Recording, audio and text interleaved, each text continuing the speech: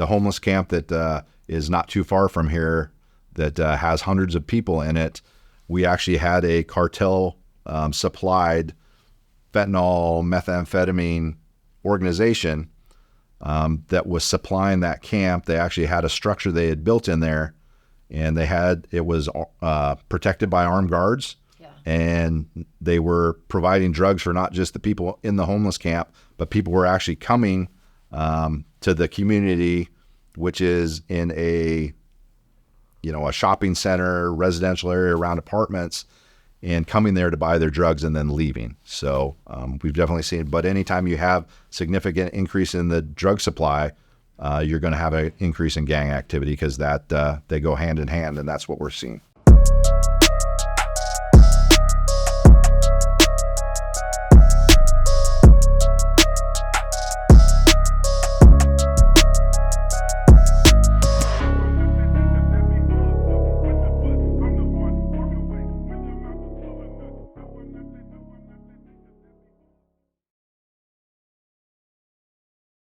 Thank you so much for coming on and talking with me on the show. If you'd like to introduce yourself, that would be fantastic. Sure. My name's Doug Chadwick. I'm a lifelong resident here in Whatcom County.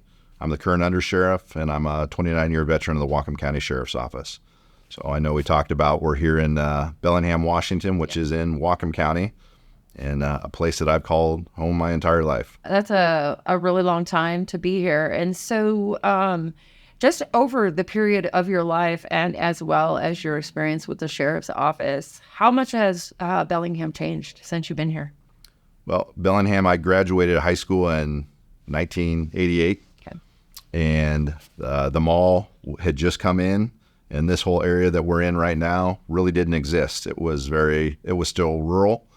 But over the years, obviously, Whatcom County has grown, Bellingham's grown. And along with a growing city, we've seen some of the problems come along with that population growth, and the drugs, the homelessness issue, and the lack of feeling safe, and especially here in Bellingham in the downtown core, is something that I've never experienced here. It's I won't let my kids go downtown Bellingham anymore, because they just don't feel safe. And quite frankly, growing up here, that's unfortunate, because the downtown of your largest city should be a gathering place where people can go. But unfortunately, we've seen it devolve significantly, especially over the last 4 or 5 years, to the point where a lot of people that have returned to Whatcom County after being away for many years don't recognize it anymore and just don't understand what happened. And we've got to get back to, working with our law enforcement and with our community. And I say a lot, we have to find that balance between grace and accountability, but accountability is a piece that we absolutely have to have. Well, so there's a lot there to unpack, really. And so first, I want to just make this comment is, when you're driving north or south on I-5 and you drive through Bellingham, it looks really lovely on the outside. And so when folks get the opportunity to see some of the interviews that I've done here in Bellingham, they're actually blown away, which me too. First, I'm a mountain person, and, I typically identify mountain towns with safety and security and down home kind of country living. And when you drive into the inner, city area of Bellingham, you have a very different experience. So, and I appreciate that you were talking about grace and accountability. And I have tended to give grace maybe a little bit too much to folks that are making decisions that are affecting safety, security, and accountability in a lot of our cities. And and I speak to that, as as a person who did victimize our communities and did use drugs to the detriment of other people's civil liberties. And so, and when I was in that state, I could count on people like yourself to hold me accountable and give me an opportunity to get to the place that I am now. And so, just in speaking about that, when did you really notice in Bellingham that things started to shift? I mean, and I've talked to a lot of folks about the last 3 to 5 years, but, did you notice a shift within the city moving toward a more lenient or, avoiding accountability prior to the last 5 years? If that makes sense. Yeah, no, I look at this last 5-year window, and some of it's been legislation that's passed in the state of Washington. So it's not just Whatcom County. We're seeing these problems all over the state. So like I said, it's all over the country. You talk about, you look at Whatcom County and Bellingham when you come in, and it's, we have the mountains, we have the water. We live in one of the most beautiful places around in the country. I've been to a lot of places, and I stay here because I haven't found a place that I like better. Yeah. But my feelings about my home is starting to change. And like I said, I think the legislation the last, 3 or 4 years has really impacted the Blake decision. The permissive drug laws have really been a detriment to our community. It's what's driving a lot of our homeless issues. It's creating havoc with people that may already suffer from mental health issues. It's just compounding that problem. Mm-hmm. It's led to spikes and increases in crime to the point where people don't feel safe anymore. And like I said, I've grown up in the shadow of this mountain my whole life, and I've always lived in the rural parts of Whatcom County. I have lived in Bellingham for a period of time when I was attending Western. But for most of the time, I've been on the outskirts. But you still come into town periodically to go to restaurants and things like that. And I don't do that anymore. I go to other places outside the city, and so do most of my family and friends because they feel the same way. But really I worked narcotics back in the late 90s, early 2000s. So what we're dealing with now, we kind of saw the tip of the iceberg with the opioid crisis that was just emerging with prescription pills. And then that evolved to when they started clamping down on prescription pills, people moved to heroin. Mm-hmm. And when heroin became harder to get, then they moved to the fentanyl epidemic that we see now. It's there's a book out there called The Least of Us, and it really kind of spells out the whole transition that we've seen, and it's driving a lot of our societal issues that we're struggling with today. When did you notice heroin shift to fentanyl? Probably within the last 4 or 5 years. Yeah. That was, when I was working narcotics, cocaine and methamphetamine were the big things, and we're still struggling with methamphetamine. It's just we've gone from the ephedrine-based methamphetamine back to the P2P, mm-hmm. Which was what we were dealing with in the 60s and 70s, the prope dope of the early meth, but it causes... As a former drug addict, that was good dope. Yeah. Now, I don't even know what's happening. But again, a lot of people that are using, they're poly drug users. They're not just using one, they're using both. They're both in fentanyl and meth. So you've got both a depressant and a stimulant at the same time, which creates havoc on your body. Absolutely. And your brain, quite frankly. So a couple of things have come up while you were talking. First, what did homelessness look like here in Bellingham 10 years ago? You really didn't see it. It existed. And what was your relationship with folks who were on the streets? Because I believe there were just different kind of relations, even 10 years ago. Yeah. And like I said, primarily for the sheriff's office, we are responsible for unincorporated Whatcom County. That's where, so in Bellingham, it's the jurisdiction of the Bellingham Police Department. Yeah. But we still have jurisdiction, but most of homeless looks different in rural parts of the county. It's people, people living in trailers on other people's property. It's people couch surfing. Mm-hmm. But there were, especially during the warmer times of the year, people were camping on the outskirts. But when you interacted with them, they were people that were down on their luck. They weren't, they were usually respectful. Yeah. And they weren't, they didn't appear to be struggling from, yes, they had some drug and alcohol issues, which probably contributed to why they were there. But it was a choice they were making. Yeah. And a lot of times we would take those people and take them to the Lighthouse Mission, which was our homeless shelter in downtown Bellingham. And that was always the stopgap for us. And we'd take them there and they'd accept them and we'd move on. But what's happening in Bellingham and on the streets, people living in doorways, I mean, you never saw that until probably the last 5 years or so, it's exploded. And I know we saw it, and we've seen it coming up and down. It's not like we didn't see it coming. Right. We should have seen what was happening in LA. We should have seen what was happening in San Francisco, what happened in Portland, what happened in Seattle. It just keeps coming north, but we keep doing the same things they've been doing in all those locations and expecting a different result, and it's not happening. What does it look like now? Like, I mean, what does it look like, and what, as a law enforcement officer, do you have jurisdiction to actually help with?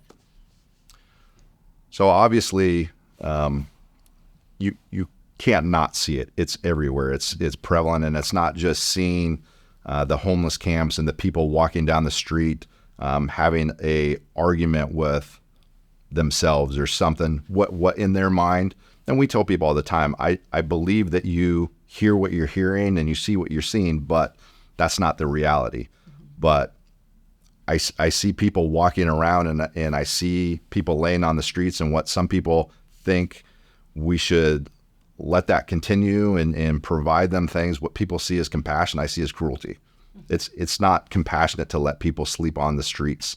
It's not compassionate to people walk around and defecating on themselves and things like that. So we have to do better. And again, it's that balance between grace and accountability. I'm not opposed to helping people and treating people that want treatment, but the rest of the public and everybody else is suffering because we don't have the facilities for law enforcement to actually hold people accountable. It's not a crime to be homeless, but people that are homeless commit crimes to support their addiction or, it's a survival mechanism. But for a lot of people, incarceration is that point of intervention. It's the catalyst to get them to the other, the next stage in their life. And there's just some people that until they're arrested, and when somebody goes into jail, there are medical personnel there to help them and stabilize them, whether it's a mental health issue or a substance use disorder. There's people there to provide them medications to help them stabilize. We've got a medically assisted treatment program in the jail with Suboxone and things like that. But I don't know that that's the ultimate solution. But right now, law enforcement is really not able to address the issues. One, because the laws really hamstring law enforcement to take any kind of enforcement action or hold people accountable in a meaningful way. Mm-hmm. And a lot of that has to do with the fact that we don't have a jail that has capacity right now. We're on severe booking restrictions. So those lower level crimes, misdemeanors matter because if you don't address it at the lowest level, it just compounds, and pretty soon they're committing greater and greater, they get into the felony crimes because there's no repercussion, there's no consequences, and there's no accountability. Have you, and I know that a lot of laws and ordinances have changed in the state of Washington, especially in our metropolitan areas and areas that are inundated with homeless and drug addicted people that are living on the streets. Are there still records being kept even if charges aren't filed? Have you seen an increase in property crimes, crimes against persons, different things like that, even if they're not being charged and convicted? Yeah, a lot of the, some areas we've started seeing a decrease, but over the last 4 years and with the change in legislation, there was a huge spike. So at some point, you're going to see a decrease, but we're still seeing increases in vehicle prowls, theft, stolen vehicles, assaults, aggravated assaults, those kind of things. So people are becoming more violent. Mm-hmm. We're seeing a lot more assaults, especially in, some of our homeless communities. You're seeing people that are being shot. People are assaulted with machetes because everybody carries a machete with them, one to get through the woods and things like that. But I've definitely seen an increase in crime. And unfortunately, a lot of the property crime isn't being reported. Mm-hmm. The stores and the citizens just don't, they've called so many times to report it and have been told there's nothing we can do either because it's a property crime. So we have to prioritize crimes against person. Is all the people that are in jail right now, I would say 90% of them are there on felony charges. Mm-hmm. And that's who's in jail That's who's because prioritized. it has to be, because if you don't hold those people, it's an ongoing risk to the public safety. Yeah. But the people that are continuing to commit, the thefts and the vehicle prowls and are stealing, there's no repercussions. So it's just, even if they're booked, it's a book and release and they're back out on the streets, and they know that. Yeah. There's also no incentive for them to resolve their court cases. So it's created a huge backlog in our court system. What kind of crimes are people being booked for, and what kind of restrictions are, present for folks that are being booked in the jail? Most of the people that are being booked in and are actually held Yes. are people that pose an ongoing risk to the public. So those are crimes against. So we prioritize crimes against person, but if it's a low-level assault, assault for if you punch somebody on the street, that's a gross misdemeanor. So that's a ticket with a court date. That's not something that you're going to be booked into jail on. And I know in the downtown core, I am aware of a business owner that was present when his friend was punched in the face. Somebody that was living on the streets just randomly came up and assaulted them, and they were flabbergasted that the person wasn't arrested and booked into jail. Right. So there's no jail capacity to actually hold them. yeah, exactly. So, and that was the conversation is we have to prioritize felony violations, people that pose an ongoing, because again, we're seeing a lot more violent crime, the drive-by shootings, the assaults with weapons, the aggravated assaults. We're seeing a lot more of those, but the property crimes, to include burglaries, vehicle thefts, vehicle prowls, a lot of those property crimes, and not all of them are low-level property crimes, but we have to prioritize crimes against persons versus crimes against property. And that's, like I said, about 90% of the people that are in our jail right now are in there on felony crimes, and they're significant, and most of them are related to felony crimes against persons. Yeah. But we also have people in there that have, obviously we're mandated to take people that are DV charges. So I would say, those are mandated, but at the end of the day, law enforcement doesn't decide who stays in jail. Right. The courts and the judges decide who stays in jail. How much, if you're aware of the percentage of increase over the last 3 years with violent crimes? I think we've definitely seen an increase in aggravated assaults, and that's, we've had assaults with machetes, axes, pipes, steel bar, anything that they can pick up and use as a weapon. But we've also seen an increase in gang activity around the county as far as drive-by shootings, and the last couple homicides, both in the county and the city, have had a nexus to drugs and gangs. Yeah. So again, when you have permissive drug laws, the drug cartels, and that's who's moving the majority of this fentanyl up the I-5 corridor. We have 31 states across our nation right now that have multiple cartel little subunits. Yeah. Like I said, the homeless camp that is not too far from here that has hundreds of people in it, we actually had a cartel supplied fentanyl, methamphetamine organization that was supplying that camp. They actually had a structure they had built in there, and it was protected by armed guards. Yeah. And they were providing drugs for not just the people in the homeless camp, but people were actually coming to the community, which is in a shopping center, residential area around apartments, and coming there to buy their drugs and then leaving. So we've definitely seen it. But anytime you have significant increase in the drug supply, you're going to have an increase in gang activity, because they go hand in hand, and that's what we're seeing. Now, was that a federal arrest that ended up having, or will it be charged in the state? No, it was the sheriff's office worked in conjunction with the Drug Enforcement Administration. Okay. So that is going to be something that will be prosecuted federally. Okay. So we work very closely with the sheriff's office is the only local agency that has any detectives assigned to the drug task force right now. So we work very closely with both the Drug Enforcement Administration and Homeland Security Investigations to address some of these large drug trafficking organizations. And all of them at this point are supplied by the cartels out of Mexico. Have you experienced an increase in use overdose deaths, or are you aware of the statistics there? And also, what about sexual assault? I know we've seen a significant increase, and you can go on the Whatcom County, I think it's a Whatcom County Emergency Services, Okay. and you can go on there and see, but we've seen a substantial, I imagine by the end of this year, I know we already eclipsed all of last year, probably by this summer. Okay. So we've seen a significant increase in overdose deaths. A lot of them obviously are fentanyl, but some of them are methamphetamine. And again, we've got the poly drug users that are using multiple drugs at the same time.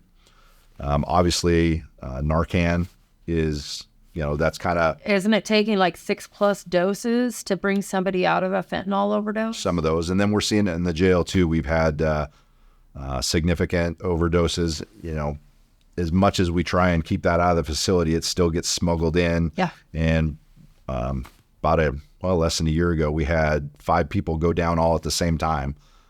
Somebody brought it in, and our deputies were able to use Narcan and save them all. Oh, CPR on some of them, but they were able to come in and with their training and their experience, save all those people and get them to the hospital. But yeah, we're seeing it, that the overdose deaths are going through the roof, and I expect that trend will probably increase. And like I said, there's probably a lot of deaths in these homeless camps that we don't even know about. Because let me ask you a question.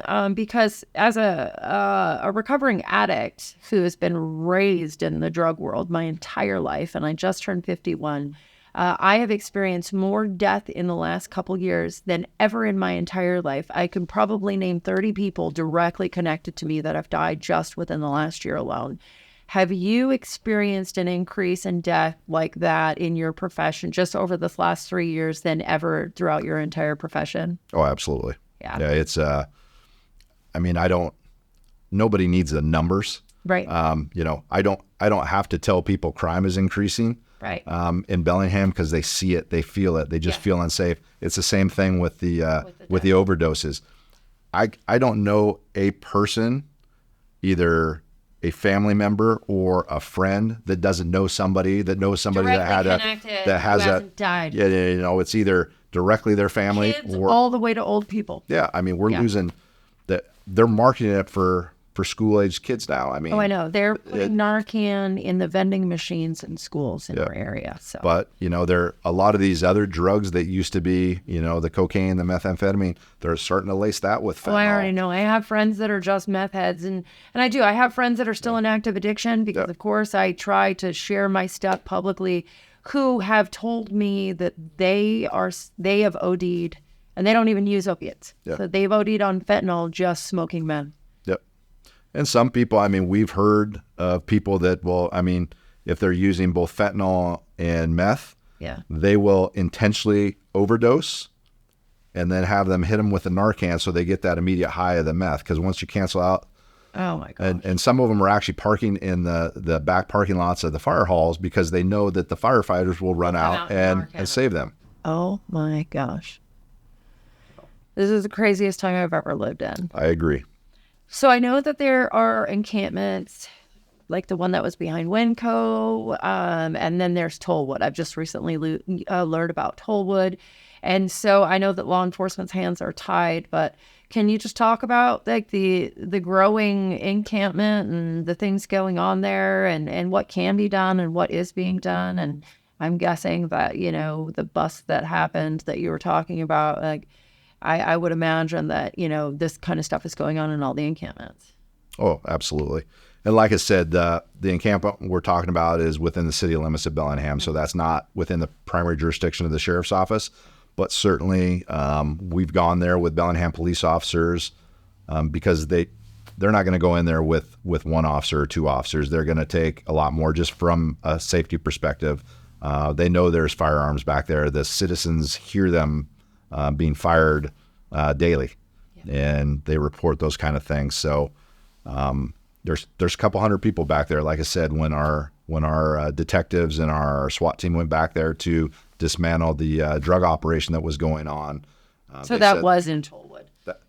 It was the encampment right behind Walmart is where it's at, and that's adjacent to the Tollwood apartments. It's actually all the way around them. I know, just off topic, sort of. Now, the apartments that are connected with that encampment, are those like low income apartments, or are they? Do you know? Are they just? I don't know. I don't believe so. Okay. I don't. So we're talking about regular market rate apartments that people are working really hard to be able to afford to live in, and they are afflicted with this insanity. Yeah, and I know I've talked to one of the residents there, and they've gone to the city council and talked about, I think her statement was, I pay $1,500 a month rent. There's children in these apartments, and they're having to view lewd conduct, people screaming and yelling at them, shots fired, all those kind of things that are just not safe for them. And then all the things that they're burning and the smoke back there. The fire department is under the same kind of, they have the same concerns that the police department. It's not safe for the firefighters to go back there and put out a fire. They hear propane tanks exploding and things like that. I know just the other day there was a theft at the Walmart where they broke in and stole all the propane tanks. It's a complex problem, and you can't just go in and clear the encampment. That would, I mean, then you're just pushing people somewhere else. So there has to be a place, and there has to be the services to transition those people to. Otherwise, it just pushes the problem somewhere else. So, like I said, it's not just a law enforcement. If it was just a law enforcement issue, law enforcement can go in and push those people out. You don't have the space to actually take care of things from a law enforcement perspective. Right. So we certainly wouldn't be booking those people. Right. That's for certain. But hopefully there's the political will from the electeds in this city of Bellingham to do something about the problem, because right now I'm not certain that there is. Do you think that there is communication that sort of goes through the pipeline? I worked in social services, so I know there's an underground pipeline of communication that happens just in regards to services and where you can access different things throughout the country. Do you think that there is an awareness and a pipeline of information that brings travelers here to Whatcom County because of your lack of jail capacity? I think there is. I haven't seen it personally, but I've heard anecdotally people that have been in San Diego where there was information about coming to Whatcom County, and we've heard that up and down the I-5 corridor, that if you come to Whatcom County, they'll provide for you. They have more services. The other thing we have to consider is our county border is the Canadian border.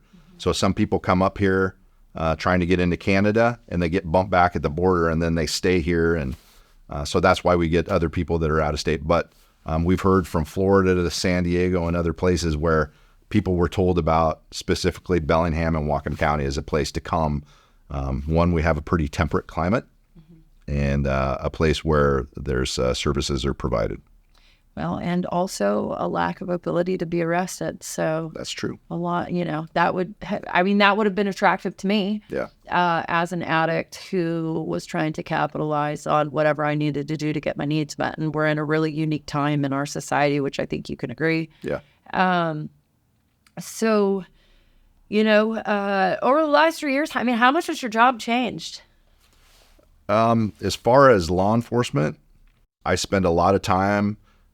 I don't go to meetings anymore where we talk about law enforcement. I go to meetings where we talk about what we're going to do to, create other treatment facilities and other services, and how we find that intersection between law enforcement and the services, which again, we need to do that. We need to help as many people as we can.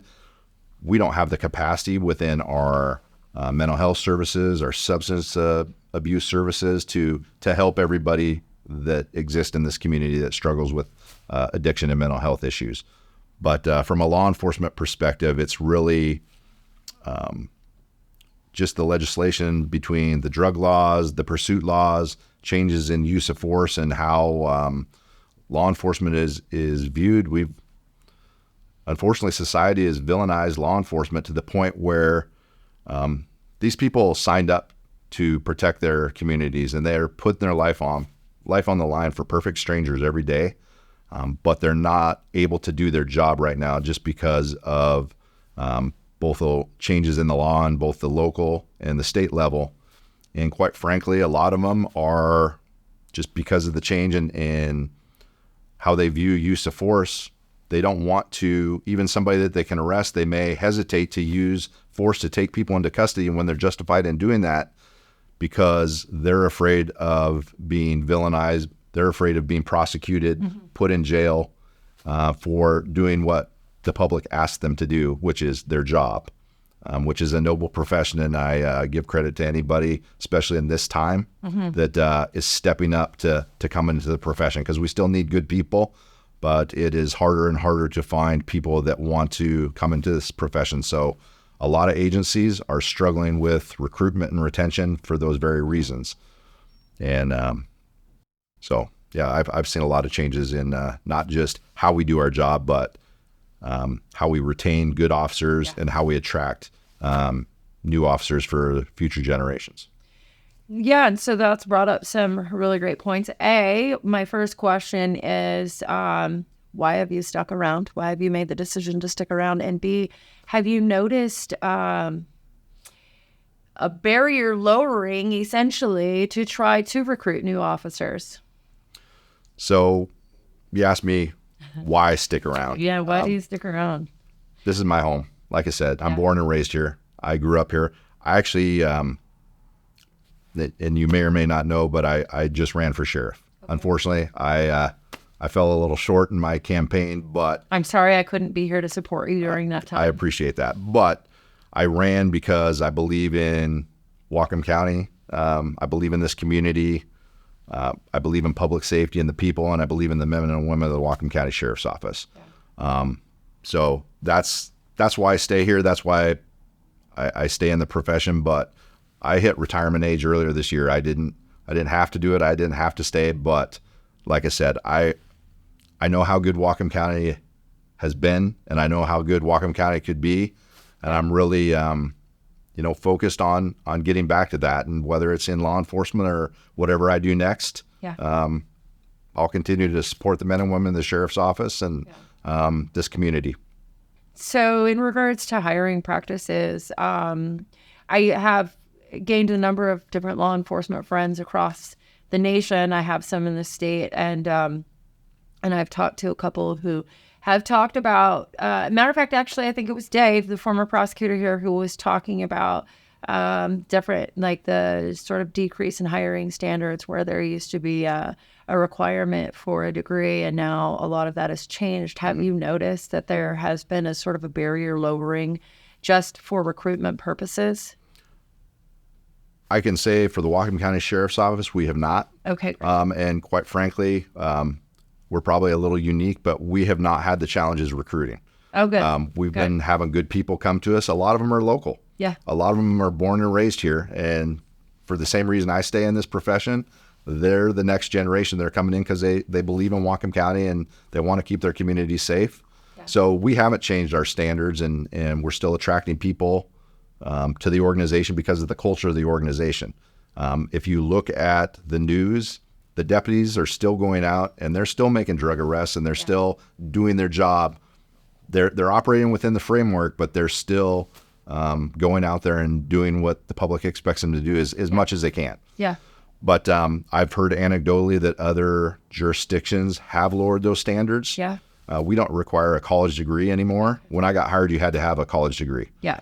We don't do that anymore, but we also recognize people come to us with life skills from, both working in the private sector, military. Yeah. Maybe you went into the military after high school, but that skill set can still transition to coming back and serving your community. And we've had great success hiring people from all branches of the military.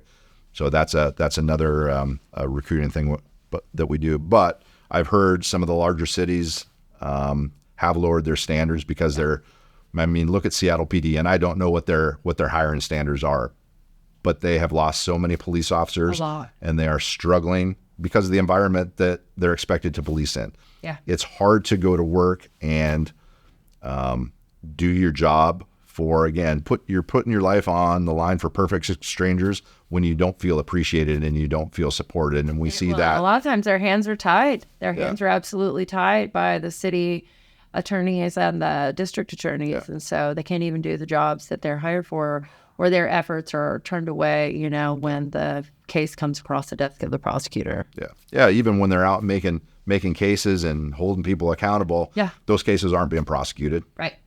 That's one of the things that I noticed when I was in social services back in 2015, even some of the law enforcement that worked with, the agencies in downtown, their hands were tied because I was asking, why is it that people aren't being arrested the way that they used to be? And that's because the charges weren't being filed. Right. And so, it kind of disincentivizes people from actually doing their job to try to keep the public safe. And so I guess I'd like to talk a little bit about the public. So, what kind of relationships have you maintained with the folks, in the community? And how are people in the community, just based on your interactions or relationships over the last 29 years, like how safe are people feeling, Well, they're definitely not feeling as safe as they used to. And that's even, like I said, for the sheriff's office, we're, our priority is unincorporated Whatcom County. So any areas outside the city limits of Bellingham, Ferndale, Linden. But we've always had broad support from the community. And we still have that, even through a lot of, after the death of George Floyd and all those things, kind of the demands for police reform and the defunding movements. When we were out in the county, we still had that support, and people would tell us all the time, I appreciate you. You come into some of the cities and you see a very different, you're not respected. And we've hired people from these city police departments that now work for us. And they're like, it's night and day. They're like, it's amazing how, as soon as you leave the city limits, people respect you, they appreciate you, they wave at you and truly appreciate what you're doing for them. And again, and I feel for the officers in some of those cities that they want to do a good job. They want to make their cities safe, but between the laws and the support they're getting from their community, from their elected officials, they're not able to do their job. And a lot of that has to do with also the booking restrictions. They can't hold those people accountable. What is your intention and what is your hope when you have to make an arrest, when you come across a person who is obviously, in the throes of addiction, but is also creating public safety issues? Like, what are your intentions? Yeah. At the end of the day, I think we can't excuse bad behavior. And that's what law enforcement officers, they arrest people based on their behavior. They don't arrest people based on their race, their religion, their sexual identity. All those things are irrelevant. It's no different than when you call 911. We don't ask you a series of questions about your demographics. Right. We go. Regardless who you are, you call 911, we're going to send you help. And we're not going to ask those questions. So I would like us to get to a point where, law enforcement has always been the catch-all. We've been the ones that would take people in that were struggling with mental health. We've been the ones that have taken people to jail or taken them to the hospital when they're in the throes of addiction and they're going to die. I saw it when I worked in narcotics. Like I said, I got to see a whole different subculture and a part of society that most people will never see. It's got their own set of rules, their own set of morals, but we would regularly come across people that if we would have left them, they would have died. And we called and we got them to the hospital and we would get them to the services they need and people that I dealt with, informants that were part of that culture, but they wanted something different for their life. That wasn't always their motivation, but there were some people that were just tired of it. And, we would help them get to treatment services. And I still run into one to this day that's walking around this community, and he's probably 60 years old now. But we got him to a treatment center in Eastern Washington, and I ran into him somewhere, and he showed me. He goes, "Doug, I got all my teeth." He'd been to the dentist, and so kind of turned his life around. And And like I said, I mean, I've dealt with this personally. I mean, my sister-in-law was a opioid addict, and I saw it coming. And I told you earlier, it was I still remember sitting on my porch on Thanksgiving, and she was standing at the bottom of the stairs, and I told her, I said, listen, you need to change what you're doing and the people you're hanging with, or you're going to die. And I will help you. I will do what I can. And she told me to F off. And not that we didn't give up on her, and we continued to try to help her, but unfortunately she lost that battle. So, and I truly believe, and her mom wanted it more than anything for her to be arrested. She wanted her to go to jail because she knew her she was very strong-willed. She was a professional in this city.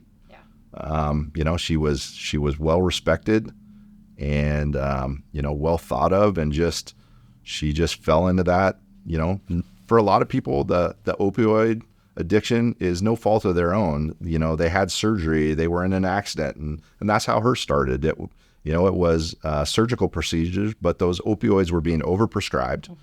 And when they shut down on that supply, prescription drugs, people moved to heroin. And then eventually that evolved to the fentanyl epidemic that we deal with now. So I truly believe if she would have been arrested, she probably would have got the help that she needed, because it's that point of intervention, and it's that some people have to be forced to go to treatment. And again, that's what we see with the permissive drug laws. We used to have that accountability piece with drug court, where you could make a choice to go down this path. And, you know, not everybody, I'm not going to say that drug court was a glowing success for everybody, but it did help some people. So if we can help some people, we should. Yeah. But we should give them that choice. And right now, we don't have that option. And I know a lot of, you know, they're saying, well, we changed the drug laws so that you can arrest people now. I said, it's a gross misdemeanor. We have a jail that's full of people. We can't take them to jail. So therefore, they're not going to be entered. They're not going to go to drug court. And if they're out, they're not going to show up for their court date. And then it's going to go to a warrant, but we're not going to be able to book them on the warrant because we don't have any room at the jail. So it's just this kind of vicious cycle. But I hope, and like I said, I campaign very strongly for a new jail. And that passed decisively in this community, which has failed multiple times. But I think our communities kind of realize we're at a point where we have to do something. And part of that is it's that balance between grace and accountability.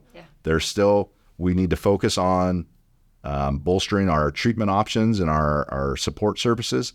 But we also have to have a jail where people can be held accountable, and probably be, you know, it's that carrot and the stick where you're going to go to treatment and you're going to get better. Otherwise, you're going to be in jail.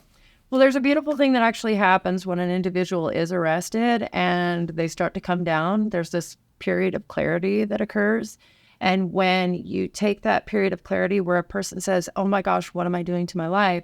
And then you implement services, not including more drugs, but treatment programs, accountability programming, and other support services that enable a person to come out of that space, then you have a very different outcome, especially when you keep them in that space for a period of time. I agree with you. I cannot tell you how many parents I talk to, or how many friends who just wish they could have their child or, you know, their loved one arrested. Whereas it was challenging at times in the past to actually have that happen. Now it's not happening at all. And I would also, you know, support, you know, the whole gross misdemeanor. When this whole thing happened with the Blake ruling, that's initially what it was a gross misdemeanor, that you had to have specific amounts of interactions with the police in order for it to be referred to something else. And a gross misdemeanor is just as ineffective as not having it be criminalized at all. Correct. And so I agree with you. I think that we're doing people in our society today a great injustice by not having felonies attached to these things, so that we can incentivize even one-dimensional programs like drug court. And I say one-dimensional because there are obvious multiple contributing factors to the problems, but even just addressing the drug component does create that period of clarity. First, I would like to really thank you for your service. And And really, I know that you've talked about it a whole bunch of times, but I'd like to, wrap our interview up with, what will an effective, we're going to say will, not what would, as though it's a fantasy. What will an effective system look like? How can we do better? Yeah, I think I think we have to start with a new jail. And that's kind of the foundation of how we're going to kind of climb out of this. But at the same time, we need to continue to build and staff. That's the other problem is we keep building facilities for mental health and substance use disorder, but the workforce doesn't exist to fill those positions. So that's a whole nother piece we have to work on. But it's going to take a jail so that we can hold those people accountable. But within that jail, there needs to be substantial mental health and substance abuse services.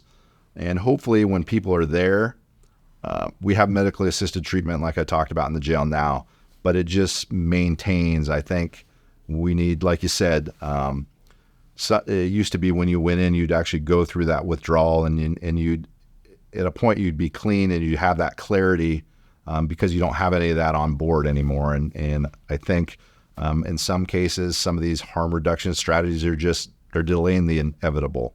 And it's not, so we need to focus more on other programs to taper them off so they do find that point of clarity.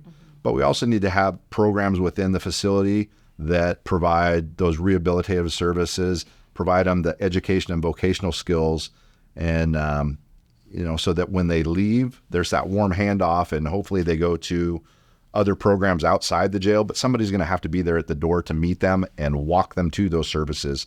Otherwise, they're going to walk downtown Bellingham. They're going to probably find somebody, and it's not hard to find.